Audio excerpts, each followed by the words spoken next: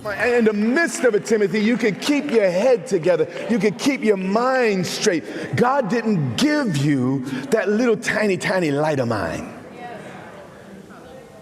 God has given us.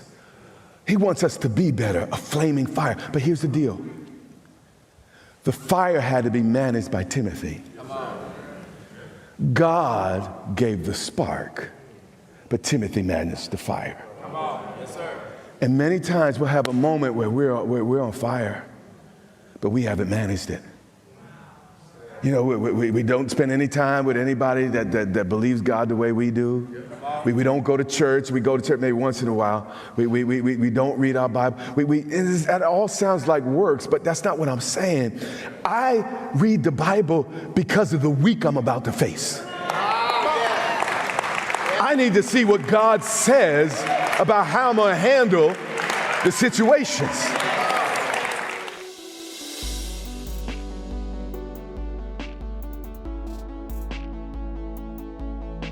In 2 Timothy, you see a difference between the two books. 1 Timothy, the church was growing. And that's why it's like, appoint bishops and deacons. These are the qualifications because the church was growing. It was exploding. Great things were happening in Ephesus, and Timothy was the pastor. But then Nero got into power and started arresting Christians. And Timothy was at the top of his list, at least near the top, because he was the leader of the church at Ephesus. So he had a little situation where, members of his church were getting arrested. There were people that he had worked with for years stopped coming to church because, it was too dangerous. You didn't want your wife, your children to go to jail. And people he loved, they just walked away. And it was a whole thing. But watch how Paul responded to him. He said, hey, Timothy, as bad as situation is, that's not really the problem. He said, the faith that was in your mom and all that, that's the same faith in you. He said, well, this is what you need to do. Fan into a flame the gift of God. And what I've learned is when I'm dealing with the greatest pressure, I got to put more logs on the fire. I got to pour some gasoline. I need to get around excited and on fire people. And then he continued. He said, Timothy, God has not given you a spirit of fear. That little tiny fire that you got going, that little tiny fire is not going to work in this season. It's too windy out there. You might have been able to get away with it in another season, but this season, if you don't fan into a flame, thank God for the embers, and there's some heat left, so there was still something in him, but he had lost his brightness. He said, fan into a flame the gift of God. God's not giving you that timid, tiny fire spirit, but a spirit of power, a spirit of love. You can love those people who walked away from you. You can love those people that are trying to jail you and do all the rest. And a sound mind. And in the midst of it, Timothy, you can keep your head together. You can keep your mind straight. God didn't give you that little tiny light of mine. God has given us. He wants us to be better, a flaming fire. But here's the deal. The fire had to be managed by Timothy. God gave the spark, but Timothy managed the fire. Yes, sir. And many times we'll have a moment where we're on fire, but we haven't managed it. We don't spend any time with anybody that believes God the way we do. We don't go to church. We go to church maybe once in a while. We don't read our Bible. That all sounds like works, but that's not what I'm saying. I read the Bible because of the week I'm about to face. I need to see what God says about how I'm going to handle the situations. I go to the Bible because I need to be reminded that God is in control and that God is gracious, merciful, and kind. I need to look at the book because I need to be reminded He's a miracle worker. He's a way maker, that He can do things beyond my wildest dreams and imagination, more than I can think or imagine. I need to be reminded, and And as I'm reminded, the fire begins to burn again. And the thing is, it's windy out there. It's cold out there. And if you go out there with a matchstick, you're not going to be very warm, and you're not going to make it very long. So what I got to do is put wood on my fire. And then I try to get around some folks that got wood on their fire. So again, that's what Sunday's about. My wood, your wood, we produce a fire. And then folks that are in the rooms like, I want to get warmed by that fire, and they come up to the altar because they need the heat and the warmth of God's love in this cold and crazy world. Let's get back to the scripture. He said, Son of David, a messianic title. The Pharisees, the Sadducees, the scribes, they could all see, but not obviously like this blind man. The worst kind of blindness is having sight but no vision. Come on. Wow. And this is where the people watching were against Bartimaeus. He said, Son of David, have mercy on me. And this is important for all of the social justice warriors in the room. Just a gentle warning. God will not only judge who you're mad at, but also those who have been offended. And you got to be mindful to take the mote out of your eye. You know, yep. The way, I know I'm, Jesus said, you need to first take, this will help better, the telephone pole out of your eye so you can see clearly to take the speck out of your brother's eyes. See, what I'm getting at is all the unkindness I see, all the lack of grace that I see. Oh, there's wrong, there's injustice. We need to stand up for righteousness. But as many of our grandmothers used to say, keep your words sweet because you may have to eat them. Yeah. Okay.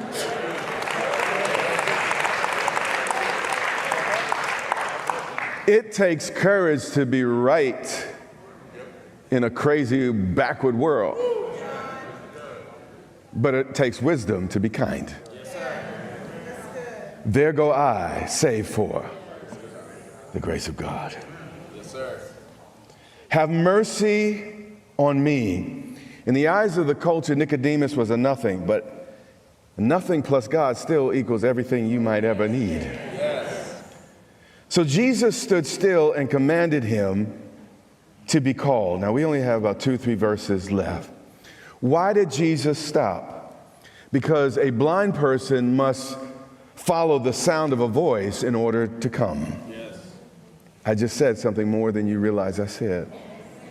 On this side of glory, we are too blind to follow with our eyes. The only way we can get to Jesus is by following his word. Yes, sir. If I looked at my circumstances all the time, if I looked at this world, I will not come to the right conclusions about God, because the devil is a liar and he's doing a lot of lying on the planet. The only way I can truly see God in the darkness of this world is to follow the word. But they called the blind man, saying to him, be of good cheer, rise, he, the great rabbi, is calling you. The people at first who think you're dumb will one day realize you are an absolute genius if you hold on to your faith. And throwing aside his garment. Some say that beggars in this part of the world had to get clearance from City Hall, if you will, before they begged. Basically, they didn't want just lazy people, particularly with all the things that were made or allowed for in the law. There was, you had to leave portions of your crop on the field for the poor to come and receive from. So you had to be verified. At least this is what I'm told. Now, I can't personally verify that. I haven't found that. I've just heard people say that, but I haven't been able to document it. But what I do know is in this period, just like a panhandler or a person begging, I don't even know what we call people nowadays. Hope I'm not offended. I always offend somebody every service, but nowadays you use a hat or a cup or something, but back then you would take your outer garment off, you'd lay it on the ground instead of your hat, and they would throw the coins into the garment. So what's about to happen is important. And throwing aside his garment, throwing aside the thing he used to survive, throwing aside everything he had worked for that particular day. And sometimes you got to throw away things from your past season in order to step into the new season.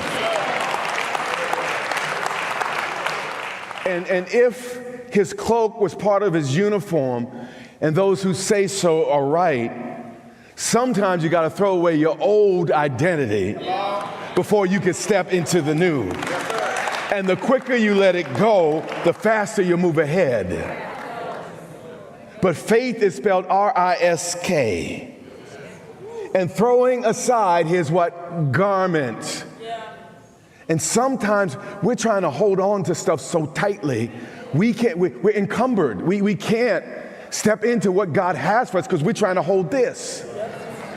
But Bartimaeus, he didn't have a degree. He was blind, considered, the least, and of course, at least a sinner. But nonetheless, he had the common sense to get rid of anything that might trip him up or hinder him from getting to the master. And then it says he what? Rose. Jesus doesn't come into our lives to put us down, to bring us down. We're already down. He comes to lift us and take us higher. God doesn't want anything from us except the best for us. That's all he wants. That's all he wants. It says he rose and came to Jesus. So initially he cried out as a beggar. And we all come to God as beggars, destitute of our own righteousness, in need of what we could never repay. I could never repay Christ for the cross. I could never repay God for receipt of the Holy Spirit. I could never repay God for the mercy, the kindness, and love. While I was yet a sinner, he died. Christ died for me. But though he came to Jesus that way, God did not leave him that way. Throwing aside the beggar's garment, pay attention. He understood something about Jesus. That if I have Jesus' attention, the King of the universe, I don't have to beg anymore. Watch this. He arose, and God is saying, I want you to rise up. Get rid of that begging mentality and come to Jesus as a son. So Jesus answered him. Now, this is important. You didn't talk to beggars. How many of y'all been in the urban centers? You try not to even look them in the eye. You don't want them to think they saw you or nothing because you don't want no conversation. And back in that time, the folks that were begging, they had illnesses. They were sick and they were dirty and they were more smelly. Everybody was smelly, but they were more smelly than everybody else. And you didn't want no conversation. You didn't look at them because you wanted to pretend you didn't see it. And if you looked at them, it was real fast and you moved on. But Jesus stopped.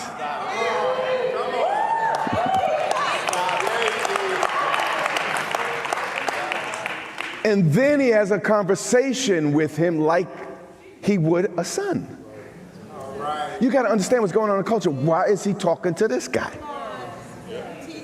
I mean, he has the doctors, the lawyers, the attorneys, and all these people. Some of the fishermen that were amongst his disciples were kind of well off. He had lots of people to be engaged with and to talk with, but he's talking with this beggar. And then watch it, what he does. He actually serves the beggar. He treats the beggar as if him and the beggar have a connection.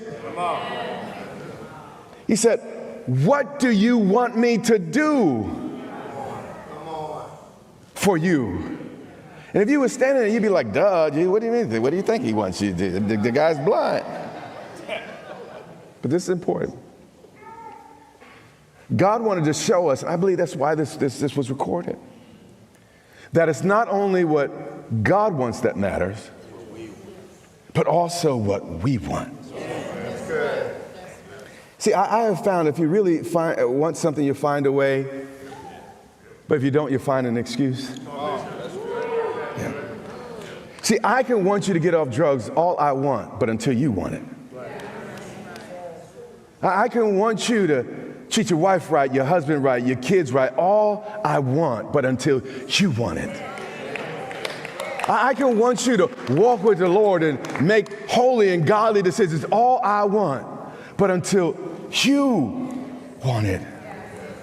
The pastor that was with us on RLN on Friday said, those convinced against their will are of the same opinion still. Actually, it was taken from a poem. And it reminds me of that little boy that was getting on his mother's nerves all day long. Finally, she sent him to the corner and said, sit down. And he sat down, but he was a mouthy boy. A couple minutes into his sitting down, he said, Mama, I may be sitting down on the outside, but I'm standing up on the inside. Yeah.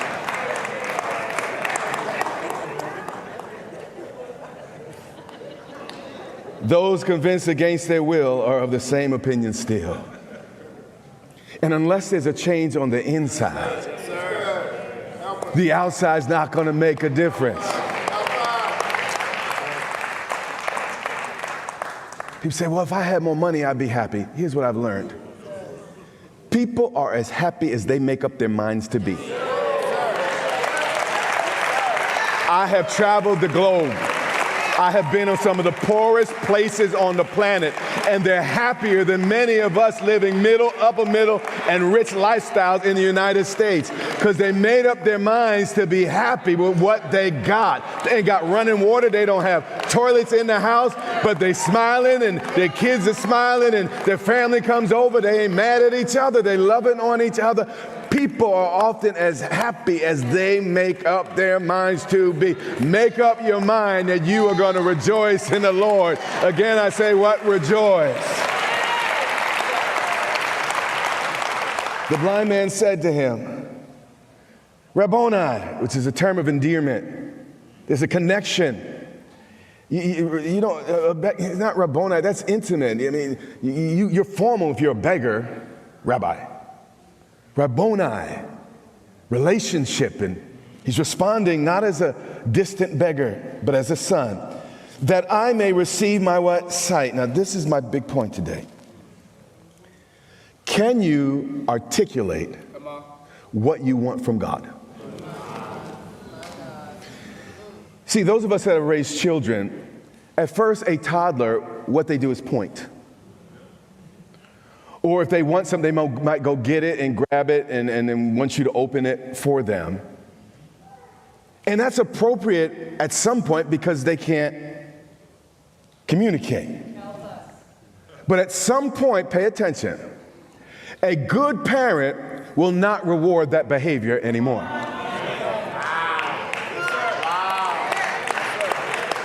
So the good parent will require the child to mature and learn to use his words. Now, God heard your cry, but he may also want to hear your articulation. Okay. James said it this way: you have not because you ask not. Many of us, God, you know what's in my heart. Would cry. And God is saying, now listen. In one season of your life, that was enough. I honored it. But in this season, I need you to articulate. I need you to wrap your head around it. I need you to organize your thoughts. I need you to dig into what my word says about it. I need you to talk to me like a person, like a human being with an intellect. I want to engage you, not just treat you like a baby. He said, Rabboni, that I may receive my sight. Now here's the question. Can you articulate what you want from God? Then Jesus said to him, go your way, faith made you whole. But watch this. First, faith cried. But then the faith would not let up or shut up just because people were criticizing. But lastly, it was a faith that articulated its desire.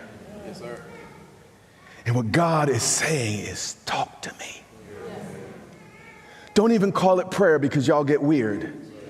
When you call it prayer, some of y'all go back to Elizabethan English.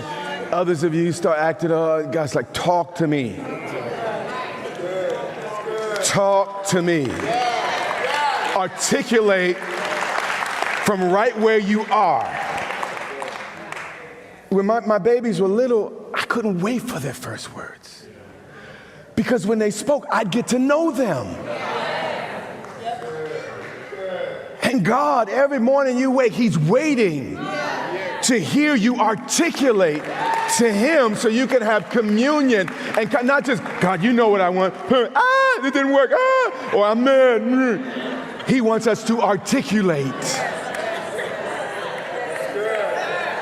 So I'm telling myself, sometimes, I know you might think I'm deep and smart and all that. No, it's because I'm prepared. That's the only reason I get this done every Sunday is because I'm prepared. But it doesn't always come easy. And sometimes it could take me a couple weeks to really have a conversation with God. Because I'll kind of grunt something, and I know it's not quite it. And I thought I knew what I wanted until I started saying it. And then I'm like, I'm not so clear. You see, just like when you write something down, it forces you to organize your thoughts. When you articulate, it forces you to hear what you're saying, assess what you're saying, and also organize what you're saying. And here's the reason why some of us don't articulate in prayer. We don't because, well, I don't want to ask and then don't get it. Well, you're not being very smart. Because sometimes it takes several times even to get the ask right. So, in my life, I might ask for something, but then as I'm talking, it dawns on me, that's not really what I want. And then the Holy Spirit starts showing me, no, this is what you want. And then after I realize, oh yeah, that's what I want, I'm not spending time on that anymore. But it's amazing in that conversation when He reveals to me what it is that I really want. When I know it's from Him, a faith rises and I just know it clicks on the inside that God got it. But that came through an articulation.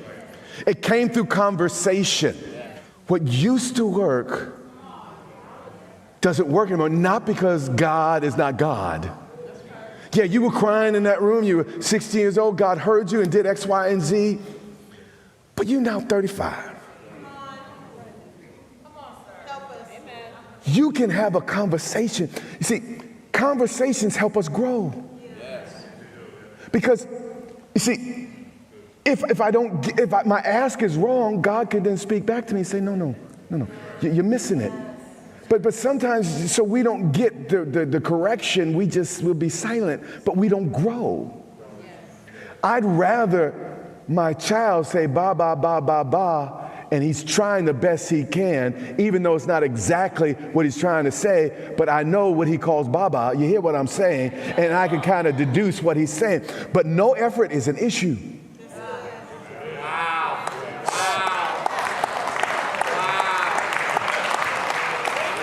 52, and I'm done. Then Jesus said to him, go your way, your what? Faith has made him whole. And immediately he received his sight and followed Jesus on the road. So receiving from God may start with crying. And let me tell you something, during the week, I don't always know what's going on inside me. I don't always get me. Sometimes I don't understand why I'm annoyed, why I'm not annoyed, why I'm a little short. Sometimes I don't even know why I'm happy. I don't get me some. I just don't. My emotions, they're just interesting.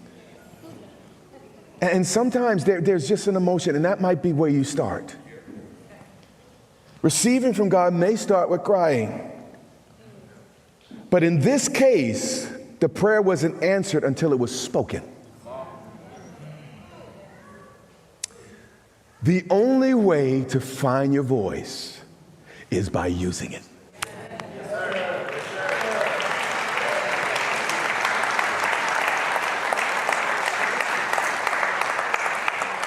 And if you can't be real with God, you can't be real with anyone. In fact, it's with God I practice being me. I can't always be me with everybody around me. But with God, I practice being me. He reminds me of who I really am. So when I come out of that prayer closet, I could be more of my authentic self. Because the world says one thing about me, but God says something else. You hear what I'm saying?